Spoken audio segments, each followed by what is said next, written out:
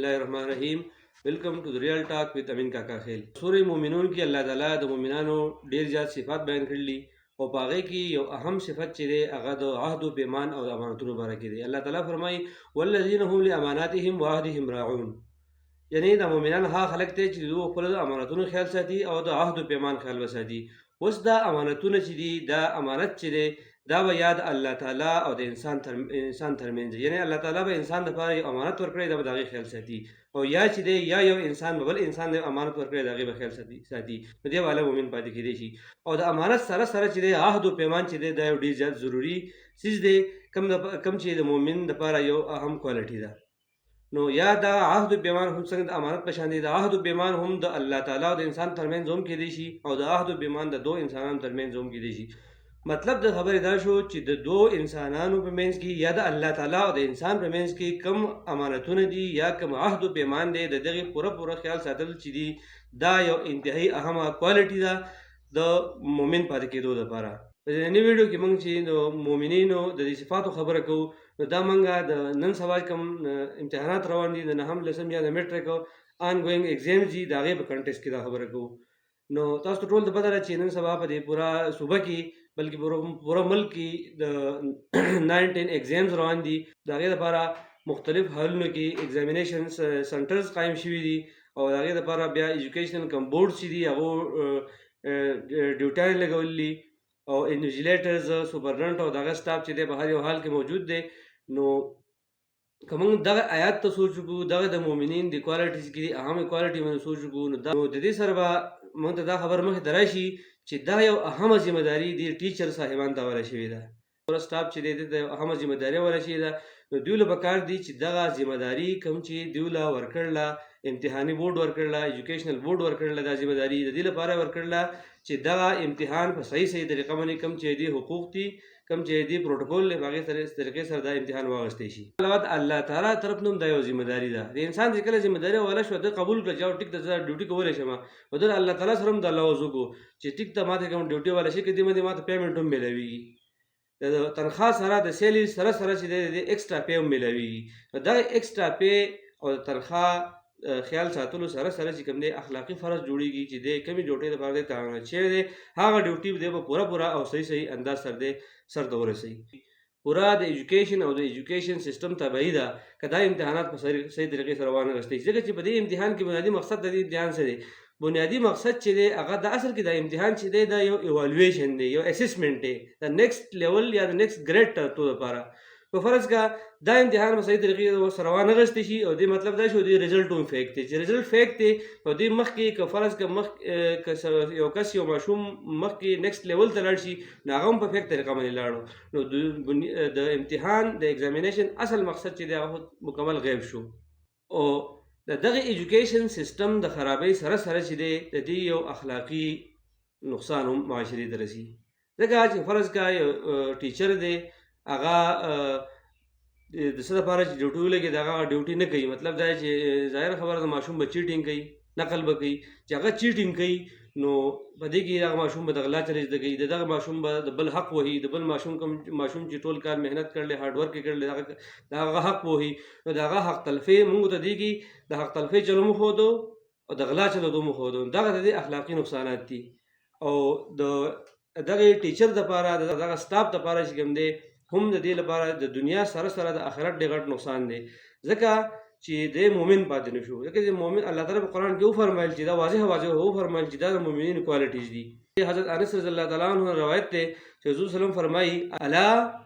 لا ایمان لمن لا امانت له ولا دین لمن لا عهد له. مطلب دغه امانت او دغه عهد چې دی دغه عهد و پیمان چې دی د دې دواړو باره کې محمد صلی الله علیه وسلم فرمایي چې د هغه سړي ایمان نشتی د چا چې د امانت خیال نه ساتو او چا چې د عهد خیال نه ساتو نو هغه سړي دین نشتی. نو موږ په دې کې موږ ته دین نقصان هم دی په دې کې موږ ته ایمان نقصان هم دی مطلب دین او ایمان په مکمل طور په دې کې دین موږ وضو. لہذا په دې ویډیو کې زما د ټیچر صاحبانو ته درخواست دی د دې ویډیو د دې سوشل میډیا او د ویډیو په وساتت سره چې په کوم ځای کې ځکه چې زه په خپل استاد یم او دا زما د قبیلې ملګري دي نو دې ټولو د زما دا ریکویسټ دی چا هم ډیوټي لګېدل په کوم ځای کې لګېدل نو د خپل ایمان خیال وساتئ د خپل دین خیال وساتئ او او د مؤمنینو په دې کیټګوري کې ځان شامل کړي او دا ډیوټي انتهایی ایمانداري سره وکړي. په دې کې یوازې د استاد لپاره نو استاد خو ټیک ته استاد ډیوټي لګېدل او استاد لا په دې باندې ډېر زیات لکه فخر هم پکار دی لکه د فوجي ډیوټي نه یې لګولې د پولیس نه یې لګولې د بلې محکمې نه یې لګولې استاد باندې اعتماد شوی دی ادب ایجوکیشن باندې اعتماد شوی دی د رتبه باندې اعتماد شوی دی چې دا چیز چې دی کنټرول کولی شي د به ایماندارۍ سره دا ډیوټي کولی شي دې ډیوټي ځکه لګېدل نو استاد له خو پکار دا وده چې دی خپل ډیوټي په پوره حق ادا کړي او د دې دا ډیوټي سره ته ورسي او دا چیټینګ فری چې دی نو انوایرمنټ جوړ کړي که فرض که دا استاد چې دی دا هیلپ کوي الټا د دې چې دی چې د کوم کار لپاره تعینات شوی دی چې دی به دا نقل منې کوي او دی به فری اینڈ فیر امتحان چې دا به اخلي که فرض که دا دی وانخلي دی الټي په اپوزیټ باندې یو داسې عمل وکړي چې هغه د دغې سټوډنټ لپاره د چیټینګ او د انفیر مین ذریعه جوړه شي نو دا خو چې دی نو خپل دنیاوي نقصان هم وکړو او د سره سره اخروي نقصان هم وکړو. الله تعالی قرآن کې فرمایي وتعاونوا علی البر والتقوا ولا تعاونوا علی الاسم والعدوان یعنی د نیکۍ په کار کې تعاون پکار دی او د بدۍ کوم کار چې دی په هغې کې هیڅ قسم تعاون نه دی پکار نو چیټینګ چې دی انفیر مینز استعمالول چې دا چې دی دا د بدۍ کار دی لہذا استاد له پکار ده د خپل رتبې د مقام خیال وساتي او په دې کې دغه بدۍ د مرګرتیا نه ځان وساتي. دا د یوازې د استاد کار نه دی بلکې د پوره سوسایټۍ د هر یو فرد چې دی په دې کې خپل رول لري او د پوره معاشرې له پکار ده چې خپل دغه کې کوم په خپل کیپیسټي کې هغه رول چې دی هغه ادا کړي. والدین له پکار دي چې دوی خپل ماشومانو ته په کور کې دا خبرو کوي بلکې ډې فرست نه کړي چې دوی په سکول کې رول چې هغه دا خبرو کوي چې چیټینګ تصور هم نه کوي او دا چې دی دا یو ناسور دی دا یو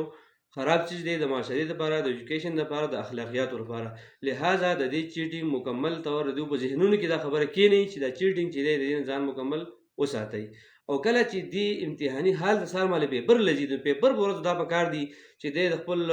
ماشوم پورته لشي والی والدین نورستو په دې کې د پوره سوسایټي کې بیا د علما کرامو چې ډېر عزت غټ کردار دی. موږ ټول ته پته را چې په دې معاشره کې د علما چې ډېر عزت غټ کردار دی مختلف قسمه برایانو د خاتمې لپاره اوس پورې ډېر غټ کردار پاتې شوی دی لہذا د علما کرامو له پکار ده چې خپل کردار چې دی هغه په دې کې ادا کړي لکه څنګه چې موږ وینو چې په روژه کې په جوماتونو کې د جمعو په خطبو کې د روژې فضایل بیانېږي او د اعتکاف فضایل بیانېږي داسې بیا په اختر په موقع باندې بیا د سرسایي چې کوم دی نو فضایل بڑا چڑھا کر بیانېږي او په غټ اختر کې بیا د قربانۍ فضایل مطلب په موقع باندې هغه موقع محل سره چې کوم ایشو راځي ادا علما کرام ډېر په ښه طریقې سره بیانوي. دوی له پکار ده چې د امتحاناتو په دور کې د جمعو په خطبو کې دا واضح کړي د قوم ته واضح کړي چې معاشره کې پیرنټس چې دی ایجوکیټډ نه دي چې ایجوکیټډ دي دا پیرنټس چې دي دا والدین دو ایجوکیټ کړي دا پیغام ورته ورسوي چې تاسو داسې کار وکړئ چې د خپلو ماشومانو ته ووایئ او د نقل او د چیټینګ روکتام وکړي د دې برایان بیان کړي او کم اخلاقي لیول چې د معاشرې راغورځېږي دې سره د هغې خبرو نه دا والدین خبر کړي او په دې خبر باندې دا والدین پوه کړي چې په دې امتحان کې د دې چیټینګ مثال چې دی د غلا کولو دی د ډاکې کولو دی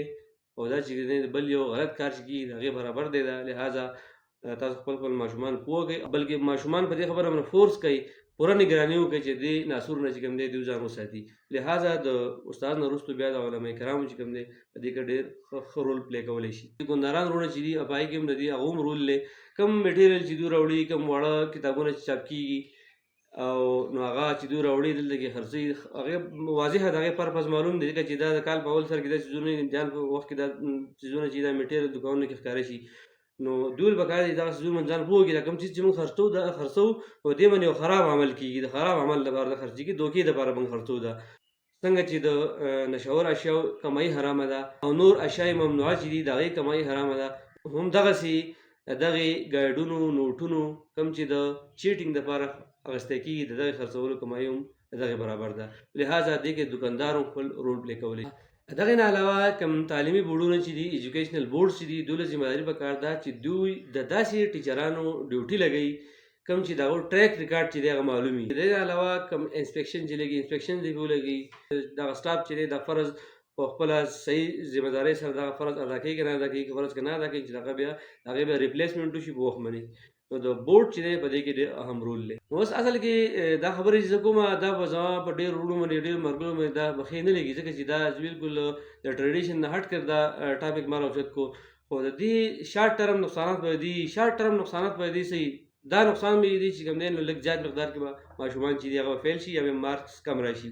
خو په لانګ ټرم کې ډېر زیات غټ فواید دي. لانګ ټرم کې به ایجوکیشن چې دی انتهایی کوالټي ایجوکیشن نشي. په لانګ ټرم کې فرض که په دې اصولو باندې عمل وشو او د دې سوسایټۍ د هر یو کس چې دی خپل رول ادا کو، نو د لانګ ټرم ایجوکیشن به انتهایی د کوالټي ایجوکیشن وي. لکه چې یو ماشوم څه کله پیل شو ټول ته پته ولګېده چې د چیټینګ چې دی په دې باندې حل نه دی، خو بلکې کار کوي ته د مارکس میلاویږي. کار نه کوي نو ستا چې کوم دی پرسنټیج او بیا به د پاسینګ ریشیو چې دی او بیا د پاسینګ پاسیبلیټي چې دی او بیا کمی. نو په ننني ریل ټاک کې دا څو خبرې وي. الله دې وکړي چې زمونږ د معاشري هر یو کس او سپیشلی زما استادان وروڼه چې دي د مؤمنینو په دې لیست کې شامل شي، او الله دې وکړي چې دوی دغه خپل عهد و پیمان کوم چې د الله تعالی سره کړلی، کوم چې ډپارټمنټ سره کړلی، دې پاخه پاتې شي. اقول قولي هذا استغفر الله لي ولكم ولسائر المسلمين. Thank you.